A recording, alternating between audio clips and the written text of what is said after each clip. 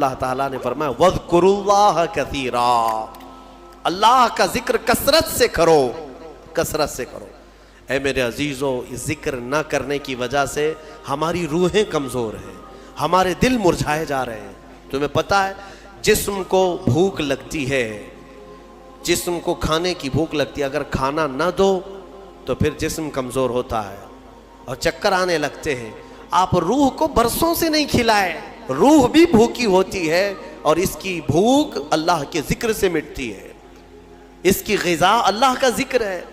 روح کو کھانا کھلایا نہیں تو کب سے کمزور ہوگی، کب سے کمزور ہوگی۔ میں آپ کو بتاؤں ذکر میں اتنی طاقت ہے، اتنی طاقت، اللہ اکبر۔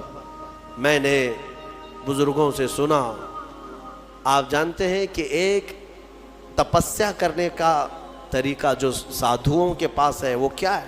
صوفیہ اکرام، جو ہمارے صوفیہ اکرام ہیں، نفس کشی کرتے تھے اللہ کے ذکر سے۔ اسی کو حاصل کرنے کے لیے بہت سارے سادھو بھی آیا کرتے تھے صوفیہ اکرام کے پاس۔ آج بھی مارہرہ مطہرہ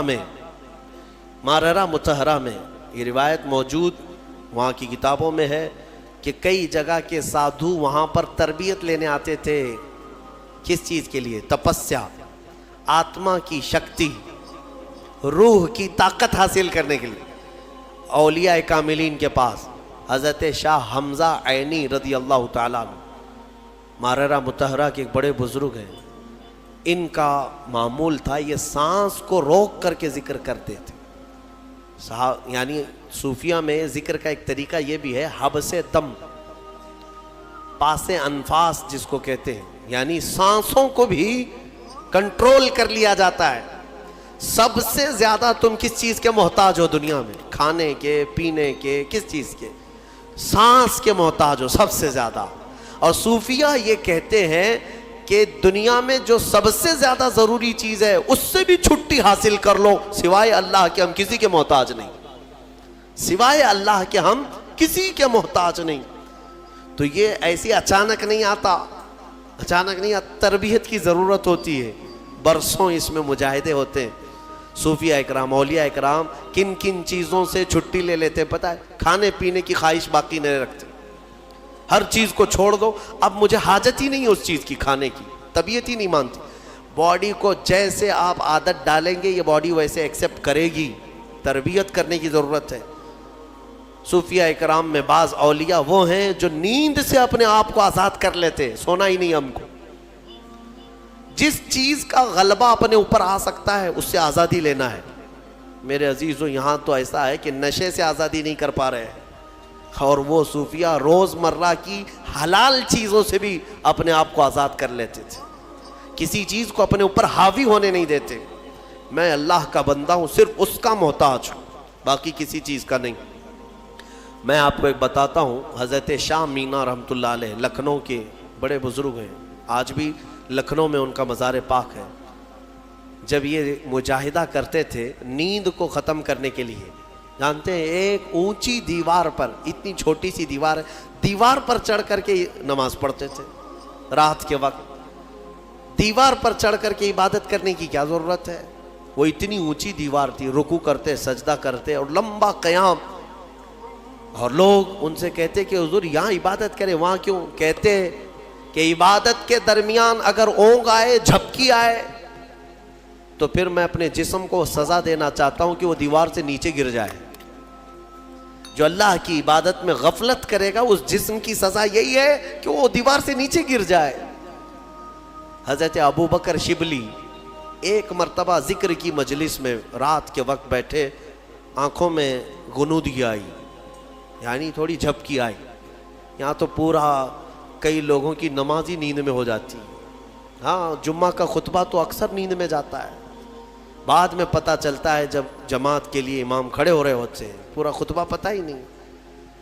کچھ لوگ تقریر خواب میں سنتے رہتے ہیں اور خطبہ چوتھے آسمان پر پہنچے ہوتے ہیں۔ میرے عزیز ہو، حضرت ابو بکر شبلی کو ایک بار صرف جھپکی آئی تھی، اس کی وجہ سے انہوں نے کیا کیا جانتے ہیں؟ روز رات کو پھر جب ذکر کی مجلس میں بیٹھتے تھے تو آنکھوں میں نمک کا سرما لگاتے تھے، نمک میں سلائی پھیر کر کے اپنی آنکھوں میں لگا لیتے تھے، جس کی وجہ سے نمک لگا سکو گے آنکھوں میں؟ نمک کا پاؤڈر لگا سکو گے؟ جس کی وجہ سے ان کی آنکھوں میں خون آ جاتا تھا. لوگ کہتے ہیں آپ کے مریدین کے حضور کیوں آنکھوں کو اتنا تکلیف دیتے؟ فرماتے ہیں ان آنکھوں کی سزا یہی ہے جو اللہ کے ذکر سے غافل ہوئی تھی. ایک بار جو جھپکی آئی، یہ حاضر کیوں نہیں تھی مجلس میں؟ میرے عزیزو، یہ ذکر کے آداب جو ہے صوفیہ اکرام سے سیکھنے کی ضرورت ہے. کبھی کبھار آپ یہ ذکر کی مجلسیں قائم کرو اور پھر دیکھو تمہاری زندگی میں انقلاب نہ آئے تو پھر مجھ سے کہنا. دنیا پھیکی لگنے لگ جائے گی. میں محسوس کیا ہے جن نوجوانوں کو ہم نے ذکر کی عادت ڈالی، وہ رات کے 12 بجے بھی اپنی ساری مصروفیات چھوڑ کر، نیند وغیرہ چھوڑ کر، ممبئی جیسے شہر میں رات کے 12 کے بعد ذکر کی مجلس میں آتے تھے تو 400 سے 500 کی تعداد میں وہ پورے جمع ہو جاتے. ان کو کون سی چیز کھینچ لاتی؟ کیا ہم نان کھٹائی دے رہے ہوتے، پیسے دے رہے ہوتے؟ نہیں. جس کو ذکر کی لذت ملتی ہے وہ کھانے سے زیادہ بھوکا ذکر کا ہو جاتا ہے، اسے بھوک لگنے لگتی ہے. عادت ڈال کر کے تو دیکھو اس ذکر کی مجلس کو. میں رہوں نہ رہوں، آپ وقتاً فوقتاً اپنے گھر میں بھی ہفتے میں 1 مرتبہ 10 منٹ کے لیے صحیح اپنی آنکھیں بند کرو اور ذکر کرو اور مولا کے کریم کی بارگاہ میں اپنے آپ کو سپرد کرو کہ مولا میں دنیا سے بھاگ کر تیرے دربار میں آیا ہوں، تو اپنی پناہ میں مجھے رکھ اور میرے حوالے مجھے 1 منٹ کے لیے بھی مت فرما، میرے نفس کے حوالے مجھے مت فرما. یہ دعا کرو، اللہ تعالیٰ تمہارے دلوں کو قویت عطا فرمائے گا. الا بذکر اللہ تطمئن القلوب، قرآن کی آیت ہے. مولا فرماتا ہے آگاہ ہو جاؤ، اللہ کے ذکر سے دلوں کو قرار ملتا ہے، دلوں کو سکون ملتا ہے. آپ کو میں یہ بات بھی بتاؤں، ایک عالم دین ہے، وہ کہتے ہیں امریکہ کی کسی ایک لیبوریٹری میں ایک ڈاکٹر صاحب نے ان کو، جو کارڈیالوجسٹ تھے، بڑے دل کے امراض کے ماہر، تو انہوں نے لیب میں لے جا کر کے اس مولانا صاحب کو کہا کہ میں آپ کو سناتا ہوں، شاید وہ ریڈیالوجی ہے جس میں جسم کے اندر کے آوازیں بھی سنی جا سکتی ہیں. وہاں پر مشین جو ہے، تمہاری پھڑکنے والی نسوں کی آواز بھی آتی ہے اندر، اور دل کے دھڑکنے کی بھی آواز، تمہارے سانس لینے کی بھی آواز کیسی ہے وہ پتہ چلتی ہے. وہ مشینیں ان کے پاس موجود ہیں. تو وہ ڈاکٹر صاحب جو دکھانے کے لیے گئے تھے، مولانا صاحب سے کہنے لگے کہ ہماری مشینیں جو آواز سناتی ہیں، ہر ایک کی ہم نے ورڈز بنائے ہیں. دل کیا کہتا ہے، یعنی سانس لیتے ہیں تب کیسی آواز آتی ہے، ہر ایک کی ایک ورڈز ہوں گے نا، ورڈز ہوں گے. کوے کی زبان سے آواز نکلتی ہے، الفاظ نہیں ہوتے، لیکن آپ سے پوچھیں گے تو آواز کیسی ہوتی ہے تو آپ کہیں گے کائیں کائیں کرتا ہے. ہاں، آپ چین چین کیوں نہیں کرتے؟ کوے کی آواز کو کائیں کائیں، مشابہت کی اس سے ملتی جلتی آواز آپ نکال کے بتائیں گے. تو وہ ڈاکٹر صاحب کہنے لگے ہماری مشینوں پر جو دل کے دھڑکنے کی آواز آتی ہے، اس کو ہم نے جو ورڈز دیے ہیں وہ دل کرتا ہے لب لب لب لب لب لب. انہوں نے یہ ورڈز دیے. وہ مولوی صاحب نے فرمایا کہ میاں آپ نے آواز تو سنی لیکن حقیقت تک نہیں پہنچے. حقیقت میں دل کی جو آواز ہے وہ رب رب رب رب کہتی ہے. یہ جو دھڑکن کی آواز ہے میرے عزیزو، ہمارے دل کو بھی حاجت ہے میرے مولا کی. اس کو جب ذکر کی عادت ڈالو گے، ایک وقت ایسا آئے گا، میں آپ کو بتاؤں، سرکار مفتی اعظم ہند شہزادہ اعلیٰ حضرت، ہاں آپ کی عمر 90 سال کے قریب ہو گئی، اور ان کو دیکھی ہوئی آنکھیں آج بھی زندہ ہیں. ان کے مریدین ہیں، ابھی بھی موجود ہیں، وہ بوڑھے ہو چکے، لیکن ان کی زندگی ایسی پاکیزہ گزری ہے. تقوی و طہارت کے وہ امام تھے، مفتی اعظم ہند.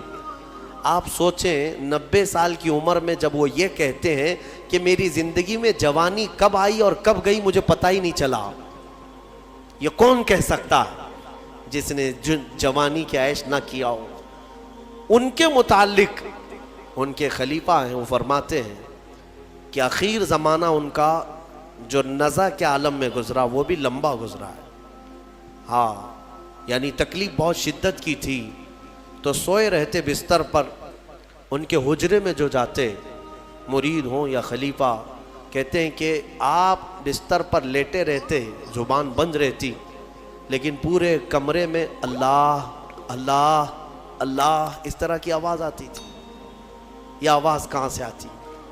ان کے خاص خلیفہ خادم فرماتے ہیں کہ یہ مفتی اعظم ہند کے کراہنے کی جو دل کی آواز ہوتی تھی، زبان نہیں ہلتی تھی لیکن دل سے جو کراہنے کی آواز ہوتی، اسے غور سے کوئی سنتا تو وہ دل سے آواز یہی آتی، اللہ اللہ اللہ.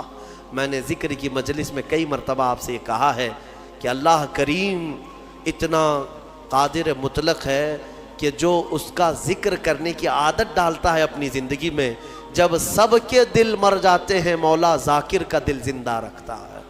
ہاں تمہارا دل بولنے لگ جائے گا، زبان بند ہو جائے لیکن دل بولنے لگ جائے گا. اللہ کریم ہمیں ذکر کرنے والا دل عطا فرمائے.